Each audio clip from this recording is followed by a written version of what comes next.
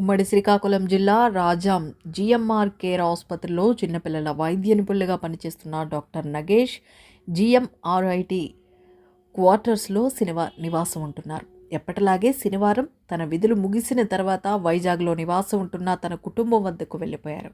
యథావిధిగా సోమవారం తన ఇంటికి రాగా ఇంట్లో వస్తువులన్నీ చిందరవందరగా పడి ఉండడంతో గమనించి పోలీసులకు సమాచారం అందజేశారు. సంఘటన స్థలానికి చేరుకున్న పోలీసులు ఉన్నతాధికారులకు సమాచారం ఇవ్వడంతో క్లూస్ టీమ్, డాగ్ స్క్వాడ్తో పోలీసులు ఆధారాలు సేకరిస్తున్నారు. బాధితుడు ఇచ్చిన ఫిర్యాదుతో 110 తులాల బంగారం, వెండి, నగదు కలుపుకొని సుమారు 2 కోట్ల అపహరణకు గురైనట్లు తెలిపారు.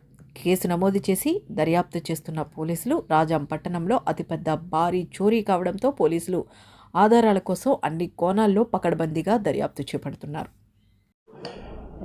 గత రాత్రి అంటే ఆదివారం రాత్రి, ఈరోజు సోమవారం, ఆదివారం రాత్రి ఈ రాజ్యంలో జిఎంఆర్ కేర్ హాస్పిటల్లో డాక్టర్గా పనిచేస్తున్న నగేష్ అనే డాక్టర్ గారి ఇంట్లో ఇక్కడ జీఎంఆర్ఐటి క్వార్టర్స్లోనూ నేరం జరిగింది. అది ఆయన శనివారం రాత్రి ఇల్లు వదిలిపెట్టి లాక్ చేసి వెళ్ళాడు.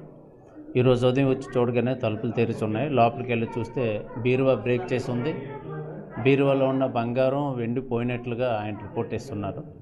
బంగారం సుమారు 1250 గ్రాములు, వెండి కూడా పోయినట్లు ఇస్తున్నారు.